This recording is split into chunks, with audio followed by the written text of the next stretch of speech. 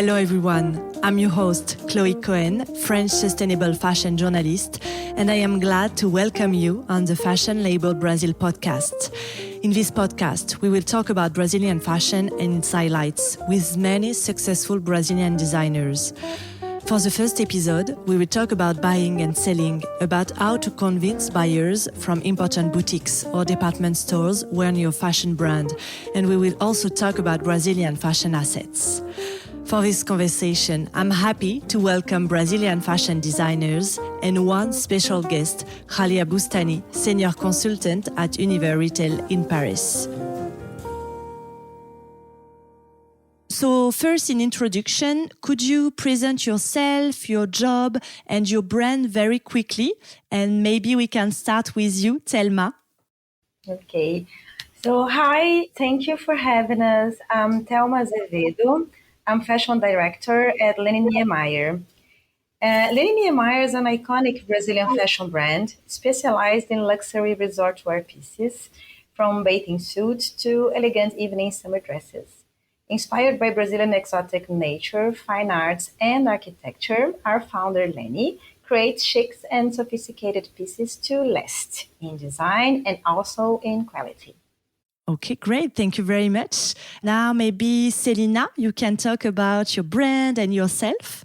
Hello, I'm Selina, creative director of Catarina Mina. We are very happy to share some of our story with you. Our brand has over 15 years in the business, and we have always worked with handmade pieces, artisanal, mostly bags. Now we also have clothes and all, and we believe in a sustainable fashion industry. We have won some awards in Brazil because of our purpose and sustainability chain of artisans. And that's a little bit of our history, and I'm very happy to be here. Thank you. Congratulations. Then, Alessandra, maybe the same question, if you can talk about your brand and yourself and your job. Sure, my pleasure. I am Alessandra. I'm head of sales of Blanc Fashion, and we are the international director and team of Yukio. Yukio is a destination wear brand that was launched in 2019 internationally, and it's made to all women that are looking for a beautiful and unique swimwear, dresses, clothes, which every print is hand-drawn by Fabio Yukio himself. The brand is already present in over 100 stores in more than 10 countries. Thank you so much for having us here today. We are very happy to be sharing this moment with you. Thank you for having me, Chloé. I'm Ghalia Boustani. I'm a senior retail consultant at Univers Retail. I have had a long experience in fashion and fashion retail as I started working in the store and retail environments, visual merchandising, buying, and then decided to go into consultancy. But I have also developed a thorough research on retail and retail environments as it was an area that is of interest to me. And this has induced into publishing several books on retail, and the latest was concentrating more on the question of how to manage fashion brands during turbulent times. So here I am, Chloé, ready for you and all of the questions that you have for me. I'm very happy to have all of you also in this conversation. So thank you very much for being here. So this conversation is about selling and buying mostly. So what buyers from important boutiques or department stores are looking for? What differentials they want to see? How do they choose one brand over another? We will keep the same order. So maybe Thelma, you can start to answer this question. Okay. Well, I think buyers are always looking for brands that can show a clear and strong message about who they are and why they do whatever they do. The product is just a result of this message, you know. Of course, you do have to have design and quality and communication aligned with your concept, your message as a brand. But I think it's all about what the brand stands for. The strongest is the concept, the safest, the buyer and the client will feel about buying or wearing it. I believe that buyers will choose brands that can bring something fresh and new to their market, or maybe brands that can increase and successful offer that they already have, like a certain style that is selling very well or a specific product. And the second step in all this is to understand if the brand is sustainable, if its values can be interesting for the market the buyer is buying for. So I think that choosing between brand A or B will also depend on what are the results that they have to achieve in that moment. These are my thoughts. Very interesting. And what do you think, Selina, about this question also? I agree very much with what Thelma has said, and I also believe in that's very important to have a clear purpose on why you are doing what you are doing. Clothes are more. The brand is sending a message to the world, and people want to hear and understand what are we talking about. Also, I believe in sustainability. I think every day more and more people are interested in sustainable brands. And I believe that's important to be original, to have identity, culture. And here in Catarina Mina, we believe in the artisanal also, in the handmade, and maintaining our ancestral cultures. That's a little bit of what I believe. Yeah, very interesting also. And Alessandra, what are your thoughts about all of this? Yes, I also agree pretty much with everything that Thelma and Selina mentioned. 100% for sure, the buyers are looking for it. I also believe that buyers are looking for brands that offer them a complete solution. So they don't want to buy only 2 or 3 styles of a brand and need to complete that category with another brand. So the more complete the brand is in terms of the collection and a strong DNA, the higher chances that they will be present in the stores. One other thing that I see that is very important and clients pay much attention today is everything that is done after they defined your brand to be present in their store or their e-commerce. It's very important to have a perfect shipping, a perfect follow-up with the client. We also always tell the brands and offer the clients to have training sessions, and this is something that they really appreciate and they always wanted, because this shows clients that you are not only looking for a sale, but you are also looking for their good results, for them to have a good sell-through through your brand. So I believe that this complements everything that Thelma and Selina said. It's interesting to think about the buying or selection of brands in a way that consists of selecting the brand that has ticked most of the boxes or has filled in most of the criteria required for a department store. First of all, department store look for brands that have a clear and unique identity. We're not going to go in depth into explaining what is an identity and how important it is.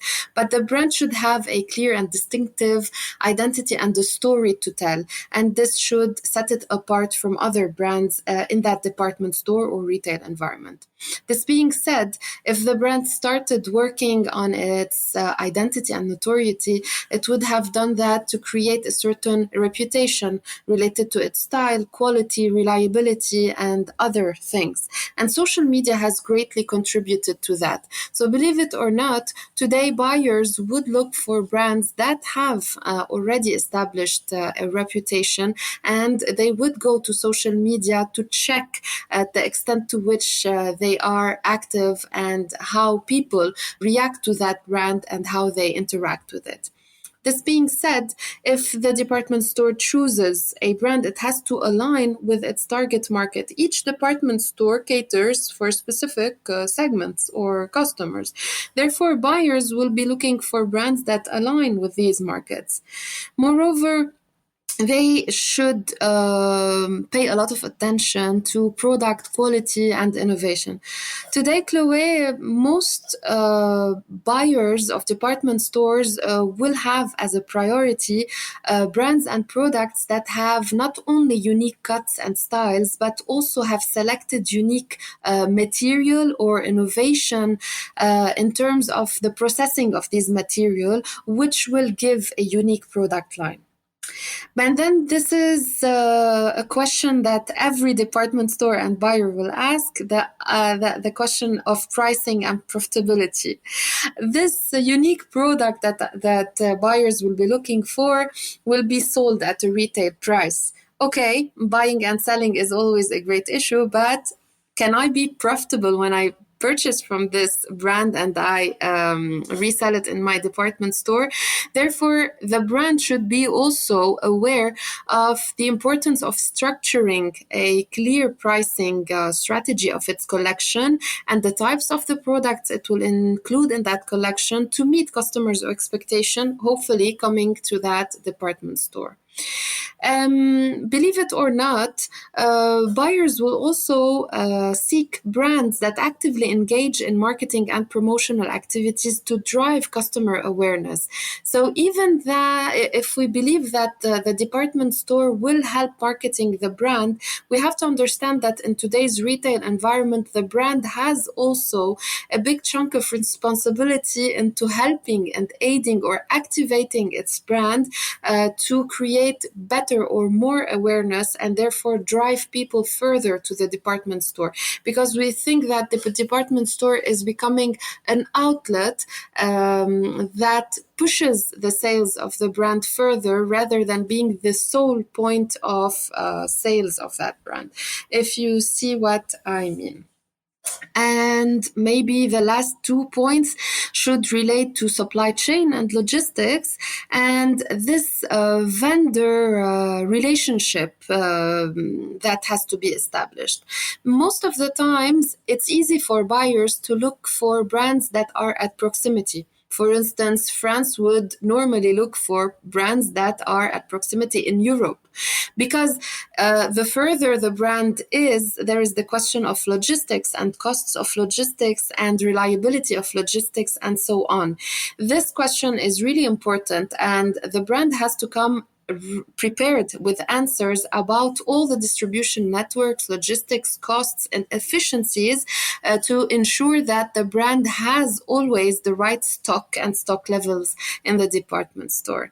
And finally, we're talking about a relationship. Yes, there should be a very positive, responsive, engaging communication between the department store's buyers and the brand to ensure that this collaboration is a win-win. At the end of the day, we're getting into a marriage here, and we have to do as much as we can to make it happen and to make that relationship a success. I believe that I have summed up the most important points that department stores could be looking at. But if I might, and if I may, I should also include a very important point, which is today related to sustainability. I believe that, and you could tell me again, Chloé, about it from your experience, but if a brand is sustainable or engages in sustainable practices or ethically related practices, it would be sexier for buyers to look for, and at the eyes of the buyers, it would be a brand to look out for. So either the use of sustainable material, ethical production practices, waste management, waste reduction. I think of energy efficiency in development, or transparency, responsible relationships between designer and suppliers, all the issues related to certifications and recognitions, and most importantly, the brand values. I mean, why we are doing it, how we are doing it, and how it impacts our employees, environment, or the planet all in all. I believe this is an important element that we should highlight. Yeah, that's a really interesting point also. And do you think there is any specificities or differences regarding the markets or the countries? Yes, absolutely. Well, here in Brazil, we are in a country with continental dimensions. It's a huge country. So for us, what is a hit on the south, for sure, is not on the northeast and neither in the southeast. Some pieces might work everywhere, but it's very difficult. It's hard. We see that in Europe, for example, Portugal and Spain always look for the classy and elegant pieces. In Italy, they like better the sexy pieces. And in the US, for example, the West Coast needs black color. Black is mandatory. And that print, non-print, the little prints are very successful. On the other hand, in the West Coast, the colorful pieces are always a hit. So it's always the challenge for us as brands to try to be relevant in different places without losing our identity. I think this is the challenge. Oh, yes, I can imagine. And Selina, what do you think? I totally agree that there are lots of difference between the markets. And here in Brazil, we can see, as Thelma said, even we being one only country, there are lots of difference. But I will leave this question to Alessandra answer, because I'm pretty sure she will be more answer better than me. So let's see, Alessandra, about this question. Yes, I think there are many differences. I agree with everything that Thelma said, for sure. And we have differences in many different ways, not only in the collection, but in the collection, yes. Inside the same country, you have differences. And also in the way that you approach the client, in the way that the client sees the collection. There are many specific things to each client in each country, and also many different, for example, if it's a store, if it's an online store, there are many peculiarities of each of the places. So I believe that collection is something, the way that you assist the client, it's another point, and these would be mainly the two things I would like to add here. Yes, I would say naturally it is. From a marketing perspective, from a retail perspective, specifics regarding marketing, markets and countries are a given. There are always local consumer preferences. Even in one country or in one town or in one sector, there could be different levels of expectations of customers, and this will naturally engender different offerings that could meet the expectations of these people. So each market and country has its own unique consumer preferences, styles, and cultural influences. So normally buyers understand the specifics of these tastes and trends and consumer purchasing behaviors. Therefore, they would put all of these elements for and foremost when they consider including new brands into their environments.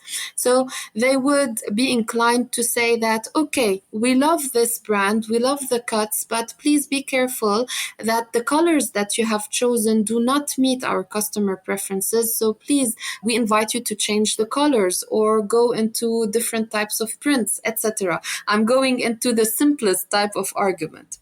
Then there is the market size and the potential of the purchasing power of that market. So buyers also take the time to assess the size and the potential of a market or country to determine if it aligns with the department store's business goals and growth strategies. So they analyze all of these factors, such as population size, for instance, and consumer spending patterns, to evaluate the extent to which the market is attractive and the type of volume sales it could have before going into engaging with different types of brands and putting them in the department store. So this economic factor plays a crucial role in the buying process. And we have seen it lately, especially in France or no, all over the world, with the inflation levels, the currency exchange rates, the market instability, and so on. All of these factors would highly impact the pricing strategies, profitability, might as well say the affordability of products for consumers. But Chloé, there are also other elements that we tend to forget that are really important for buyers and in the buying process. There are the regulatory and trade policies. We need to be aware of all of these trade policies to understand how we can buy from country to country. Are there import-export regulations, customs, duties, taxes? Would this impact positively or negatively the collections that I'm buying from designers from overseas? All of these procurement policies would affect my retail pricing of the product. Therefore, we would naturally come to this idea of the competitive landscape. I mean, buyers would analyze this competitive landscape and they would have to evaluate and assess which is the best brand to integrate into their department store and if it will yield a positive return or not.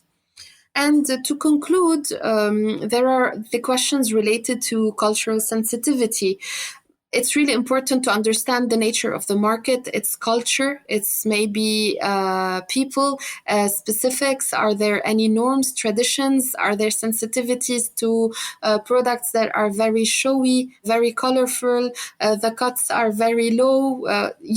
All of these customs and requirements would also allow me to impose maybe certain types of regulations and present them to the brand with which I am hoping to work with.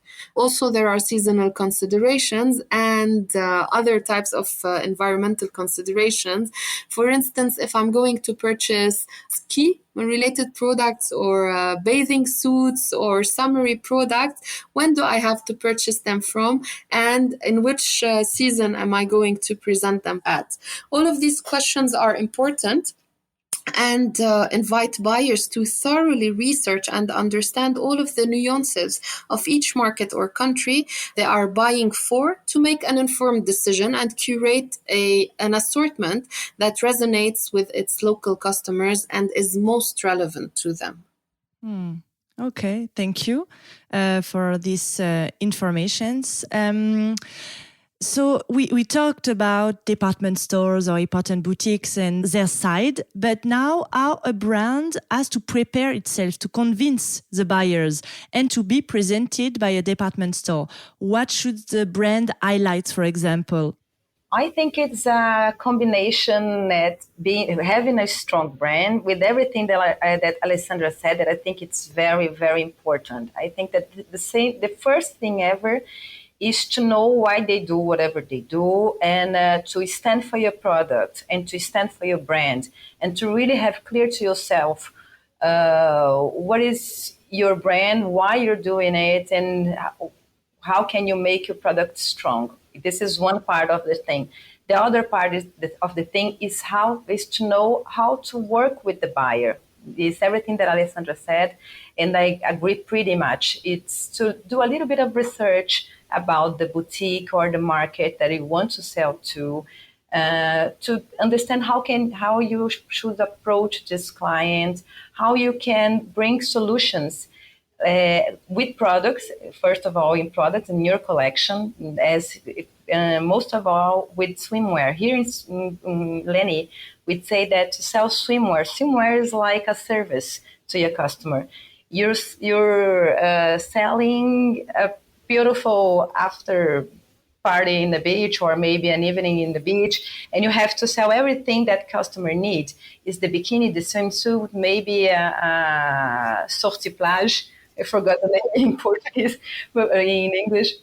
But everything that the client might need, and all this thing has to be in the store. So you have to understand if the store will buy this solution, how you can help your buyer to offer not only the product, the entire collection, or how can you make, as Alessandra said, your collection sell through your customers. I think it's a pretty combination of a strong brand with a good service. Thank you. And Selina, what do you think about all of this? Yes, I agree.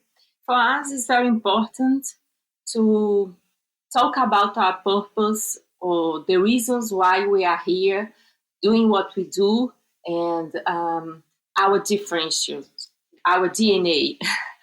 And of course, it's very important to have experience, to deliver, to have the whole package, and so the department store can be sure that we are going to be secure about all that, but also about the purpose, what's behind the chain, and everything that makes the brand what the brand is.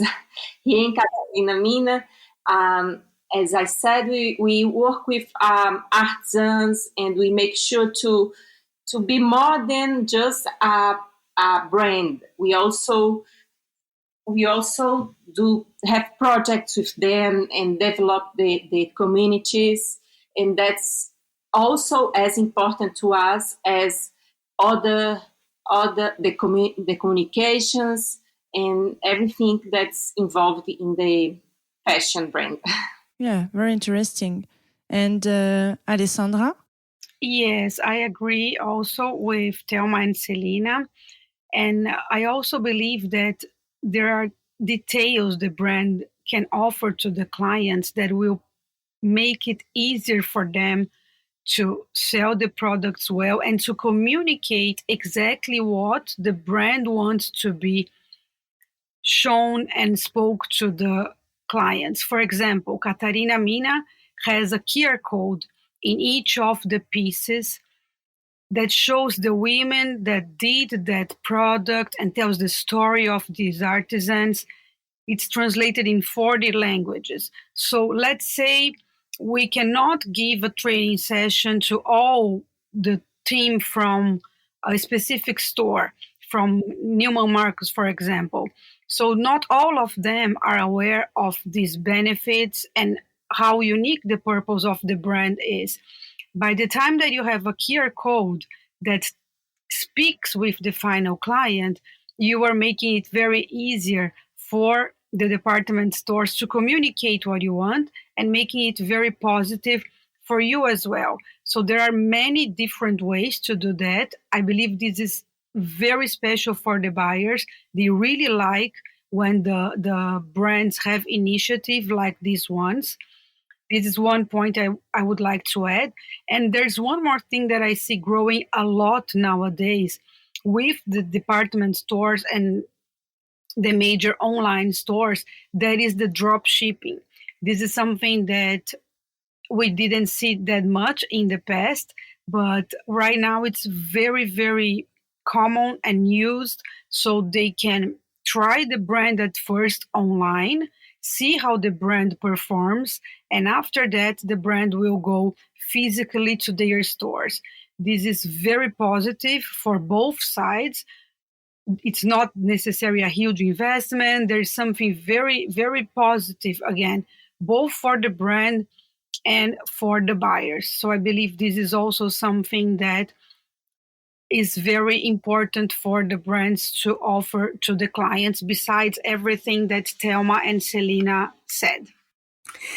Well, for and foremost, they should have a professional presentation and communication. It's like the basic of the basic, because at the end of the day, we're not only selling a product, but we're selling a story, and we need to be very prepared and well structured in terms of our presentation. Whether we're doing a simple PowerPoint presentation backing it up with our products, the idea is to have a clear script that communicates our brand's value proposition, its key messages, its supporting evidence, the brand story, history. All of this has to really make sense, and it has to be presented in a concise and very compelling manner to speak to the buyer. This being said, before coming to that presentation, it's really important to craft a compelling brand story that showcases the unique value proposition. Every brand should have a brand story, either in how they make the product, why they make it, how the story was born, are there specific people working, communities, does it engage, for instance, people in a community or not? All of these interesting elements have to be put forward and highlighted. Then there should be a specific attention to showcasing not only the collection, but a well-curated collection. When we work in design and fashion design, we start conceiving a collection, and then we might get really, really drawn with the idea of designing without paying attention that we are looking at presenting a collection and not only beautiful styles. This means there should be a certain equilibrium between tops and bottoms, maybe dresses and skirts. You know the drill. It depends on the type of the brand and the offering and the target market. There should be a conception of a clear collection that is calculated to present a full range and that meets the customer's needs and still offer a competitive advantage. Not forgetting that it should always highlight the quality, and if it has a certain story, it should highlight the craftsmanship. Because today, buyers are looking for brands that pay attention to detail. It pays attention to a certain type of finishing, quality, material, or manufacturing technique that is difficult to copy and that makes the entire difference, because we know that it's easy today in fashion to just reproduce a style, but reproducing is very different, as sometimes the product's detail makes the whole difference. And I have mentioned earlier this idea on sustainability and ethical practices, and I believe that brands should come equipped with the story related to all their sustainable initiatives, ethical sourcing practices and patterns, and their commitment to the social local environment. And unfortunately, for brands who are always starting as designers and who do not like to do market research, but they have to do market research and they have to work a lot on their sales performance to deliver a successful story. Let me explain myself. If the brand did not conduct thoroughly its market research to understand the department store's target market and preferences, it might come with a beautiful collection, but that does not respond at all to what the department store's positioning is and who their clients are. So we don't want to come to that situation where the brand is directly dismissed because it doesn't make sense to the department store. So making that research is really important. And as I mentioned earlier, providing evidence of the brand's sales performance or potential or growth trajectory is really sexy for the department store, because the buyer would say, wow, at least the designer has done his job or her job. They have thought about the potential sales of the brand, and it will help us greatly promote the brand better and further and elevate it quicker. There are finally the questions of operational capabilities. We have to assure the buyers that the brand has a robust operational capability and can be a reliable brand when it comes to the department store's potential. If I can explain myself, I would say that today the designer would come with 5 styles and it has produced only 5 sizes per style. And suddenly the department store would do an order of 500 because it has seen that this style would really sell.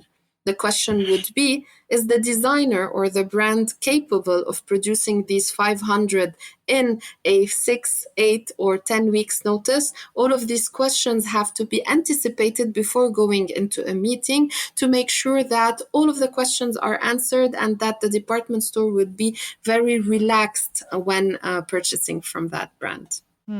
Yeah. And the last question of this conversation, what are the strengths, the assets of Brazilian fashion? Well, Brazil is a multicultural country with a very beautiful nature who embraces technology very fast.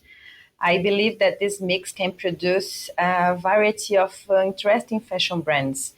And Catarina Mina is one brand that I have been looking for the last years, at least like 10 years. I have known their pets very well. And I think that it makes me very happy to see how a brand that was based on something that is so Brazilian, like this heritage, cultural heritage that we have, that the handmade, the crochet, and not only the crochet, but we have so many artisanal heritages all around the country that are so unique and so interesting. It makes me very happy to see a brand that can make beautiful products with this and make it to be outside of Brazil in fashion fairs as Splash and in some other places.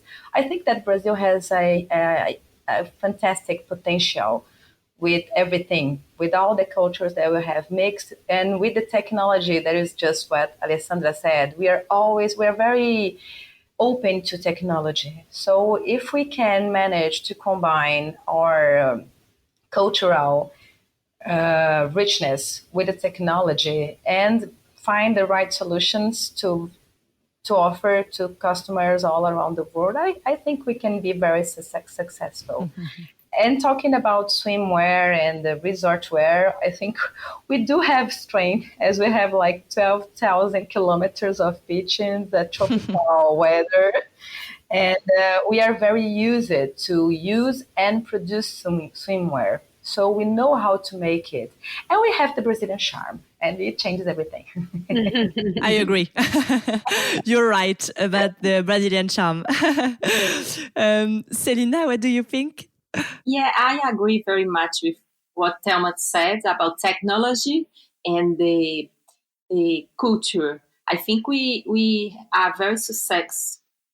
We have lots of success mixing both of these things. I believe Brazil has a lot of identity, color as well. We have colors and we have nature, and our culture is our strength. And knowing how to show that to the world without the best way possible is, I think, Brazil is will have lots of success. Alessandra, if you want to add something about strengths and assets of Brazilian fashion. Yes, I think everything that they said, it's pretty much very, very unique from Brazil for sure. I also believe that for each category, Brazil is very important for one reason. So if we were speaking about shoes, for example, it started many, many years ago to be one of the countries that most exported shoes for specific reasons. So Brazil has many qualities. And when we speak about the Yukio, for example, swimwear, or the dresses, the kaftans, I think that the fabrics from Brazil are also pretty unique. We have in Brazil one of the best manufacturers of fabric. They are one of the best of the world. So at the end, our products in clothing are very, very special because of this as well, which we don't find in every country and which is very positive for our brands. And definitely what you said about the charm and how the way that Brazilian people speak and show the products it's very special. I agree with this as well. Well, in my opinion, Brazilian fashion possesses several and unique strengths and assets that contribute to their recognition and their appeal, both on the domestic and international markets. But what's notable is their style, their beach and resort wear, their sustainable and ethical fashion, everything related to craftsmanship or artisanship. And if I might say, all of the industry support that they have been getting, brand ambassadors, global influencers benefiting from championing Brazilian brands, sustainability, sustainable textile production, and I believe most importantly, the access to natural resources, because Brazil has a vast and diverse landscape providing access to a wide range of natural resources. And finally, if I might say, there is this point related to cross-cultural collaboration. Brazilian fashion designers often collaborate with international brands and designers, which really result in that beautiful cross-cultural exchange and innovation. And these develop products that not only put forward the unique talent and heritage, but put them on a global stage or scale, which results in infusing the collection in diverse perspectives and influences, thus mixing different worlds into a product that is really significant, beautiful, different, and that makes sense at the same time. Thank you very much, everybody, for sharing all these informations with us. This is Fashion Label Brazil podcast. This was the first episode. I am your host, Chloé Cohen. Thank you for listening and see you soon.